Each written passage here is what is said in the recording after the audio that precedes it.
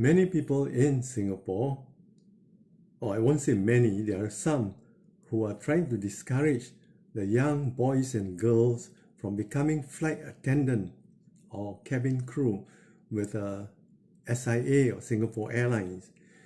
What are their motives? I really don't know. It could be that they tried several times to apply for the same job and they have failed. So they are now trying to discourage or badmouth the job of a cabin crew. You know, the job is definitely good because I've been in it, been flying with Singapore Airlines for 35 years. I spent almost half my life with Singapore Airlines as cabin crew. The management, the company is a good company. Even during the COVID-19 or pandemic, these 2 years, SIA paid the crew their salary, of course with a little bit of help from the Singapore government, some subsidies, but the airlines paid them. You know, there are about 8,000 cabin crew. It's a lot of money. This is a very good company. I understand it's better than a lot of companies in the West.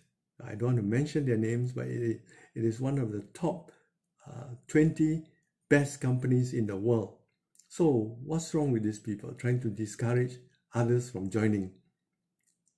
Why? Like I said, I don't know what their motive is. But let me tell you that I don't have much education. I've got only secondary school education. That is, I spent 9 years in schools. I was not a graduate. I'm just an O-level holder, you know. So that is the minimum SIA would require of a candidate. And when you don't need to be a graduate to work for Singapore Airlines, and the pay is definitely good. I was drawing a miserable $190 a month as a prison officer in the 60s and as a psychiatric male nurse. That was miserable. But when I switched to the airline, I was paid $500 a month. That is approximately 2.5 times more. Today is the same. Of course, that was many years ago, 50 over years ago. But today is still the same. The cabin crew are paid much more than an average worker in Singapore. A cabin crew, a stewardess or a steward who first joined the company after training of about 3.5 to 4 months, and when they start flying, they will be taking back a salary of between 4,000 and 4,500 Singapore dollars. And the conversion rate of a Singapore dollar to the US dollar is $1 is equivalent to 1.43 Singapore dollars. So that's about $3,000 to $4,000 for a newbie, for a starter. A teacher in Singapore would probably average around $2,000. So the pay is good. As a stewardess or as a steward, they start drawing a pay after training of 3 to 4 months. They will start drawing 4,500 Sing dollars, which is about 3,000 over dollars US. And when they get promoted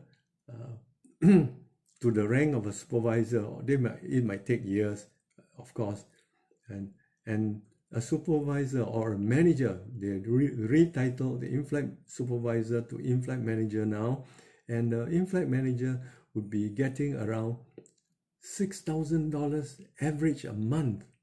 That's what, 4,500 US? That's a lot of money. And what do? You serve people.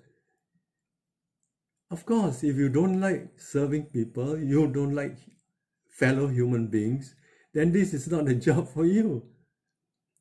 But I like people. I'm very sociable. I'm an extrovert. So I enjoy serving people on board the flight. Although towards the later part of my life, I became a cabin crew executive through promotion. I conduct interview, I conduct training for the crew, I become a management staff, managing a ward of 180 to 200 crew. But it is a nice job. Why discourage these young people? Those people must be very envious. Maybe they couldn't get in. It's quite tough to get in, to pass the interview. They got a series of rounds you got to go through before you can pass. But SIA requires a high standard. They give service of a high standard. It is one of the best airlines in the world with the best cabin crew. So they need to be stricter. Yeah. They can't just any old how take any Tom, Dick and Harry. They got to put you through a series of tests at the interview. So please do not, I'm speaking to those who try to discourage or condemn the job of a cabin crew. Please do not do that. I think you should spend your time doing something else instead of condemning or discouraging these young people. Give them a break. They need to enjoy life. This is one job where you can enjoy life. You fly around and time really flies, but good job. You stop in all the cities in the world. I've never, on my own, I can't afford to travel so much.